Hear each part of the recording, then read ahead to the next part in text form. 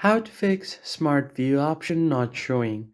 What's up everyone, welcome to another tutorial. In this video, I'm going to be talking about how you can fix if your Smart View option is not showing on your Android device. But before you get started, make sure to head down below to like this video and hit the subscribe button as well. So if you are trying to connect your device to something else, then you will require the Smart View function on your phone. And if you are not able to find your Smart View, then what you can do is swipe down on your control panel and you should usually see your Smart View option somewhere here.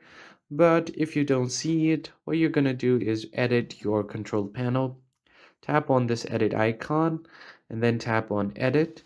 So as you can see here, you can find the Smart View button right here. And once you do that, you can drag and drop it here. You can remove one of them. So for example, I'm just going to remove this and put my Smart View right here. And once you do that, click on done. So if you go back here, you'll find your Smart View icon right here on the top.